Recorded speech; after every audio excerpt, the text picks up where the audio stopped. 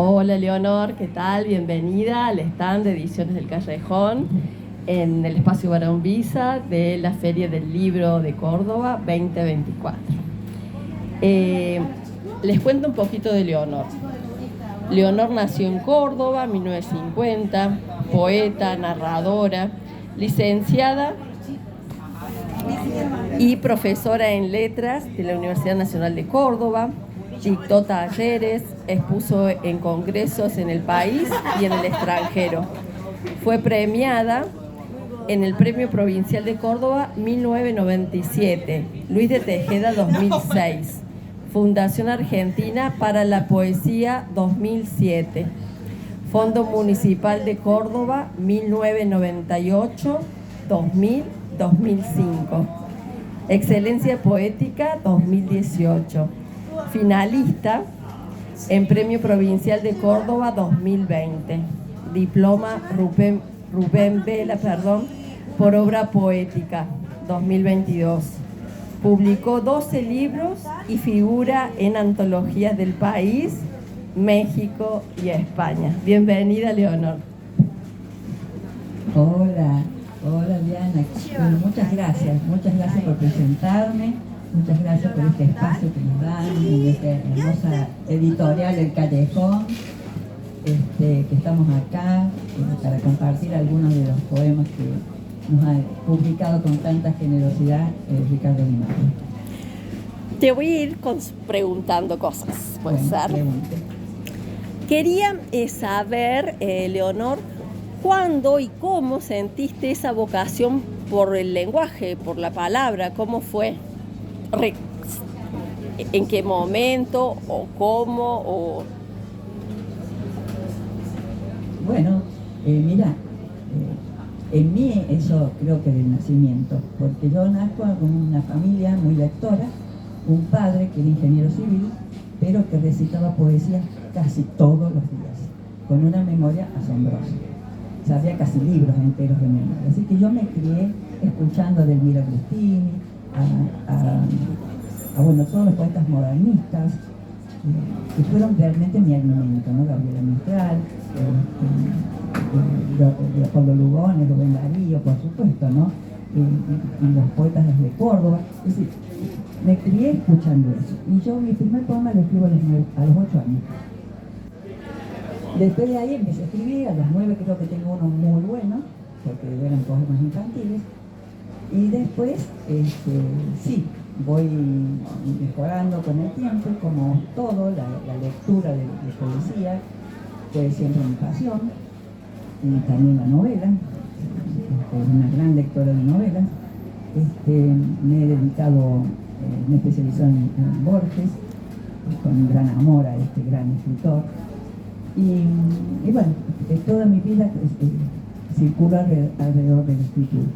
Después, por supuesto, estudié letras y fui docente de literatura y 23 años de talleres literarios.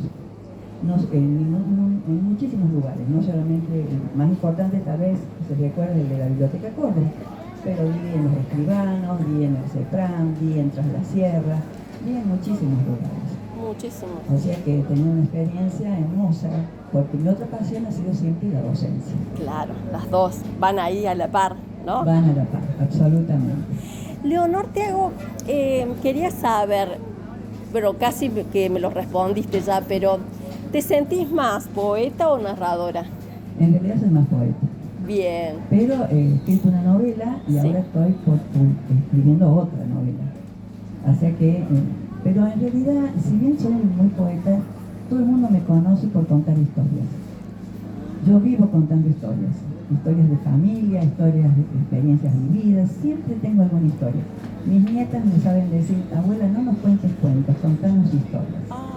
Porque se ve que son divertidas o entretenidas o sorprendentes. Tal vez porque uno tiene la capacidad de encontrar en las experiencias vividas elementos dignos de ser contados, cosas que toda la gente lo debe vivir, pero por ahí no se les ocurre relatarlo. Pero bueno, mi madre era una contadora de historias. Mi mamá vivía contando. Mamaste toda todo la familia. Mi padre nos leía las novelas por capítulo. Qué hermoso. tuve televisión recién cuando estaba en la universidad. El papá decía que íbamos a alejarnos de la lectura. Yo leía arriba de los árboles. Se llevaba un almohadón del escritorio de mi padre y me ponía a leer. Y he leído de todo a esa era muy niña, ¿no? Claro. Sí. Nietzsche, me acuerdo haber leído a Nietzsche muy jovencita, que es una cosa insólita. Entonces, así era esa biblioteca que no tenía límites, que nadie me decía lo que tenía que leer. Qué belleza, Leonor. Y te hago una consulta con respecto a la poesía, ¿no? Para vos, ¿qué tiene más fuerza en la poesía? Obviamente la sonoridad, lo que es la cadencia, el lirismo, porque ahora, por ejemplo, están, digamos, la poesía, si se quiere, más seca, ¿no es cierto? ¿No es cierto? Pero bueno, eso, la forma, el contenido, obviamente que sí, pero para vos, ¿qué sería en la poesía? Y para mí la poesía tiene que ser lírica, tiene que tener un valor musical no rimado, no la rima que ya está de moda, digamos, algunos sonetos, pero la rima, la musicalidad de las palabras son música, y la poesía se construye con sonidos y silencios. Por eso la pausa en la poesía es fundamental. La pausa, el cortar. ¿Por qué se corta el verso? ¿Qué significa el verso? Tú cortas y dejas un espacio. Y ese espacio es como uno quiere ser leído. Por eso la poesía, el que escribe poesía tiene que leerla en voz alta, porque le escucha. Y si no le escuchas, no le encontrás la musicalidad de las palabras. Hay palabras que hacen ruido y que están mal, que hay que sacarlas. Como la cacofonía, alguna cosa, claro, o algo. Eso, o simplemente porque no suma en la lectura. Porque la poesía tiene que entrar, ¿verdad? Porque yo me quedé escuchando poesía oral. Entonces, para mí, el sonido en la poesía. Y también los temas, por supuesto. Yo suelo decir que veo que hay mucha poesía basada exclusivamente en el yo. Y creo que hay tantas cosas en este mundo para lo que hay que escribir. No siempre hay que escribir sobre el yo. Hay que escribir sobre situaciones que suceden en el mundo, ¿no? Poesía de protesta, poesía comprometida. Y la poesía comprometida con la realidad, con el tiempo, con la vejez, con la vida misma. Más allá de la poesía amorosa, digamos, que es la que más abunda. No estoy en contra de ella, por supuesto, lo he escrito yo también. Pero creo que el poeta debe tratar de que haya variedad en su escritura. Que no todos los libros sean iguales. Claro. Sí, eso creería que es importante.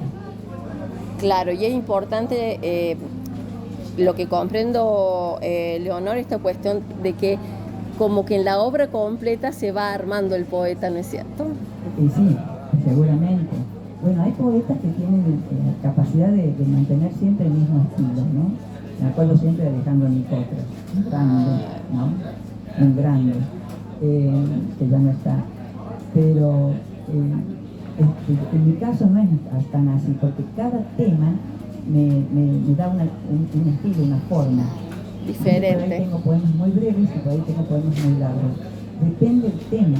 Bien. En general a mí me pasa que mis libros siempre son temáticos. Abordo un tema y lo abordo en todo el libro. Casi no mezclo distintos temas en un libro. A veces sí, se da, por supuesto, hubo libros en que mezclé. Algunos en que tuve que mezclar por la razón de la cantidad de poemas que me pedían, y los dividí en espacios separados, bien separados, porque para mí no se pueden mezclar algunos poemas, ¿no? Bueno, es mi criterio, mi forma.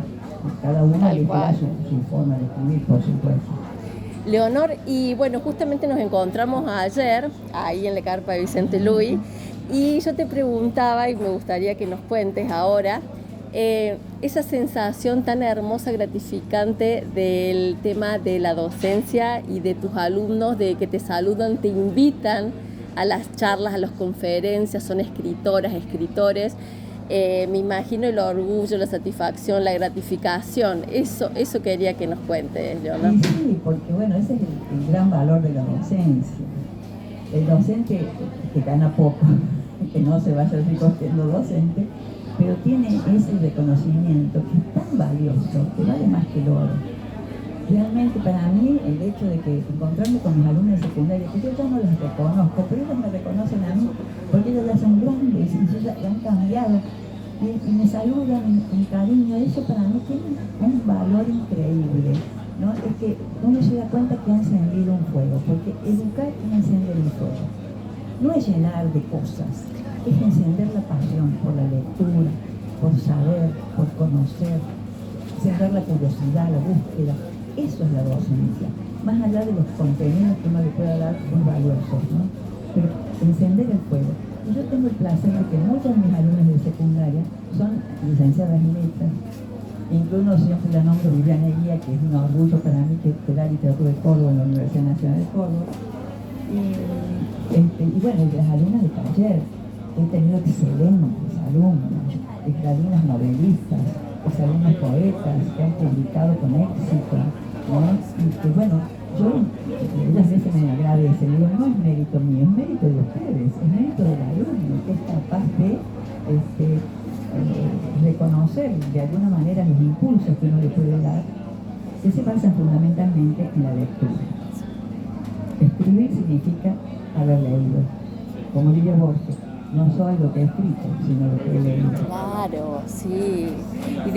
Y bueno, Leonor, eso te llena el alma como lo que viví ahí en la carpa, ¿no es cierto?, con tu alumna.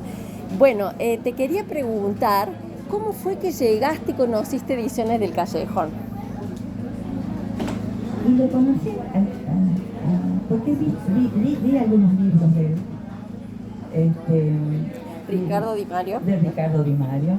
Y aparte me simpatizó mucho que viva en Terresierra, porque yo tengo mi hija viviendo en Yacanto, de San Javier, entonces toda la zona a mí me genera un encanto, ¿no? Y bueno, me dio la oportunidad de conversar con Ricardo, me entusiasmó su modo, su forma. Me encanta cómo se ocupa de los libros.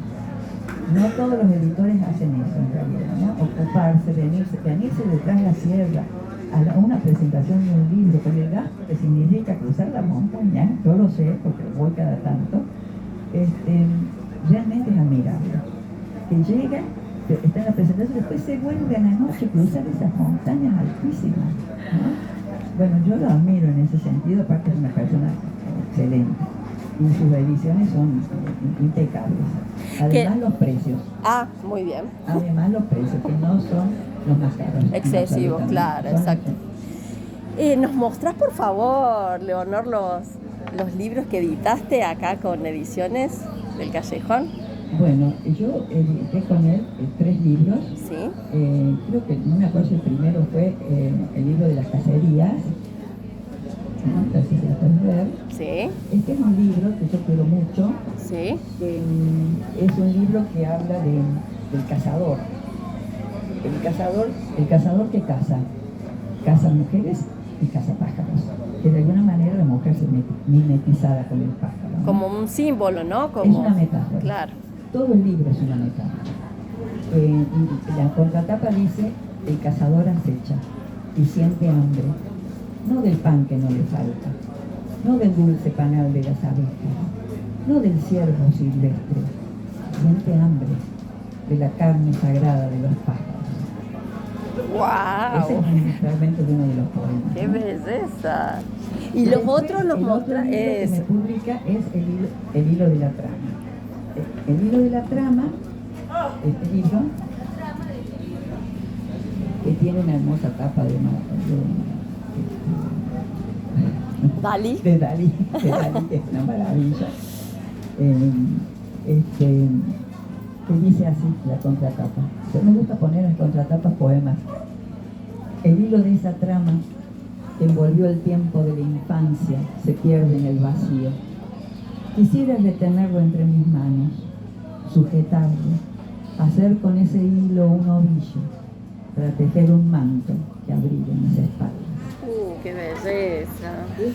Ese es el sentido de este libro. Es un homenaje a mis muertos, a mi familia, a mis hermanos, a mis padres que ya no están. Siempre escribí un poema a ellos en esos momentos. Y bueno, el libro tenía que recogerlo. Entonces hablo del tiempo, cómo transcurre el tiempo, y también de la alegría de estar vivos. Y de esa experiencia de que los pudiste tener en vida, ¿no? Que los, Y sí, los pude tener y disfrutar. Exacto. Entonces uno trata de mantener ese recuerdo de la infancia fue tan hermosa, siempre va a aparecer en mis libros, ¿no? Es imposible que deje de aparecer mi infancia. Y en este, Leonor, Bueno, ¿cómo se llama? ¿Qué trata? El tiempo entre palabras. El tiempo entre palabras es un libro que recoge un tema que aparece en casi toda mi obra, que es el tiempo. El tiempo es uno de mis temas, siempre, incluso en la novela, es una novela que voy a publicar este año que viene, que se llama Los caprichos del tiempo. El tiempo siempre está presente en mí, la idea del transcurrir, del pasaje, del pasado, del presente, del futuro. Y yo siempre creo que los libros son como una máquina del tiempo. Eso era lo que le decía siempre a mis alumnas.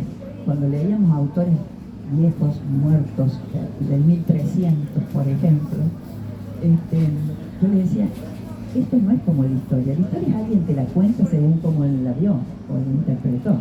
Esta es la voz de esa persona, hablando desde ese sitio, desde ese lugar de la tierra, desde esa experiencia, él nos habla. Es verdaderamente la máquina del tiempo. Y por eso uno también escribe con ese deseo de no morir, ¿no? De trascender, de que alguna vez alguien lea un libro de uno, ¿no? Y digamos uno renazca en esas cosas.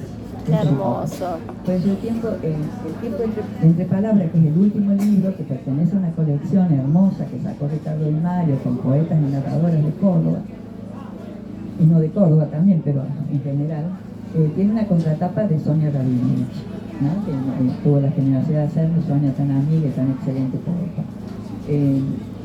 Bueno, y ella acá pone un pedacito de un poema mío que dice: el tiempo entre palabras es el reloj de arena que nos interpela desde la fugacidad, porque todos sabemos que solo una pausa es el tiempo de la vida. Así digo yo en el último poema. Es una sola pausa. Así. Y acá en este libro hay un poema que yo quiero mucho, que es un poema ¿Nos querés compartir? Bueno, este poema tiene una historia, porque este poema lo agregué acá al final, porque es un poema escrito a raíz de un espacio que teníamos, que era el heptagonal. El heptagonal éramos 7 poetas que nos reuníamos cada 15 días, y nada menos que en la casa de los curas jesuitas en Güemes. Porque adentro del grupo había dos, estaba Rafael Velasco, que era el rector de la Católica, y Leandro Calle, que en su momento también estuvo en esa agrupación. Pero estaba Sonia Rabinovich, estaba Julio Castellanos, estaba Liliana Leguín y Alfredo Leguín. Nos juntamos y leíamos... ¡Qué nombres, ¿no? Y leíamos los poemas arriba de una mesa de cocina del siglo XVII. Siempre me fascinaba porque la mesa tiene incluso hasta para poner los velones. Y ahí leíamos poesía, y en la ventana había una Santa Rita que se iluminaba. Siempre terminábamos incluso festejando, a veces hasta con champán en la casa de los curas. Era de lo más divertido. Y lo gracioso es que no era religioso para nada, porque teníamos de todas las... yo soy agnóstica, así que estábamos en una mezcla de gente de todos los pensamientos diferentes.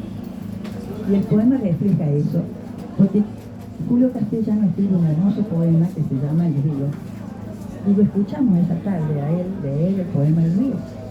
Entonces yo, inspirado en ese río, desde el tiempo para mí, escribo este poema. Por el camino secreto entre las letras, recuerdo el río de Heráclito, el de Jorge Manrique, el de Julio Castellanos, o el antiguo Surquía de Tejeda, o mi propio río que pasa, y nosotros, entre tanto, buscamos la palabra que justifique, digo, la existencia. Ese querer mirar desde la orilla el decurso del agua, y saberse líquido, elemento, saberse espuma, arena que se aleja, hoja, canto rodado, y todo ese mirar desde la orilla, esa ilusión de estar anclado, ser ante la paradoja de la muerte, y bebemos café y nos dejamos embriagar por las palabras del poema y el agua sigue y mañana olvido. Sin embargo, la vida nos sujeta con cantos de sirena. Y allí en ese cuarto, sobre la antigua mesa de cocina, donde antes se picaba la cebolla, se salaba la carne, ahora con las miradas, con las flores mirando en la ventana, leemos los poemas con la simple alegría de estar vivos.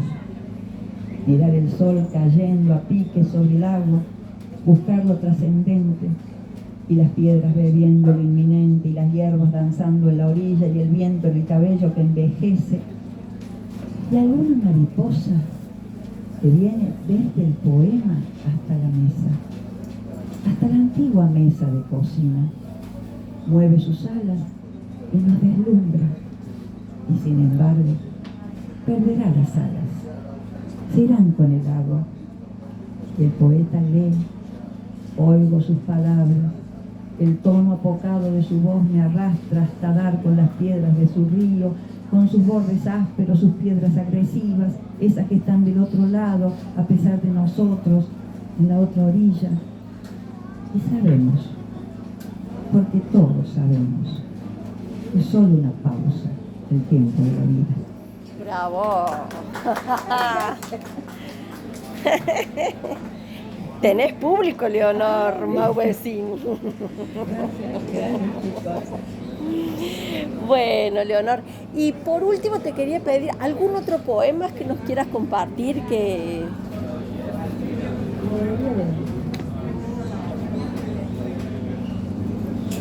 El libro de las cacerías es un libro que a mí me gusta mucho, que habla justamente de la metáfora del cazador. El cazador que caza pájaros, pero el cazador que caza mujeres también. Las mujeres son los pájaros en este caso, ¿no? Y empieza así. Alguien está en el bosque. Alguien que guarda gorriones en el vientre y un murmullo de hojas labrando la utopía. Es el cazador, que lleva tatuada en sus ojos la biografía del agua. Es el niño que juega entre la barba y la mirada del hombre a desafiar la muerte. Acecha el cazador y sueña. Un banquete de pájaros, una gacela, una mesa colmada a la medida del hambre. Las extensiones del viento lo confunden, los olores del viento lo desvelan. Tenso el niño cazador en medio de la espera. Ignora que el perfume que trae el viento ahora es su perfume. El cazador acecha, frágil. Él es la presa. La presa es el niño cazador que sueña una mesa a la medida del hambre. Sueña una bandada de pájaros, sueña grullas, cigüeñas, cuervos y caranchos. En el aire suspendido sueñan también los pájaros. ¡Ay, qué belleza! Bueno, Leonor, muchísimas gracias por estar aquí, compartir tus textos, tu arte y tu alma. Gracias. Muchas gracias a vos, Diana. Excelente las notas que me has hecho. Te agradezco un montón y le agradezco a Ricardo Di Mario, con mucho cariño, que es mi gran editor. Que bueno, los convoco a todo el que quiere editar, que vengan a Ediciones del Callejón. Muchas gracias.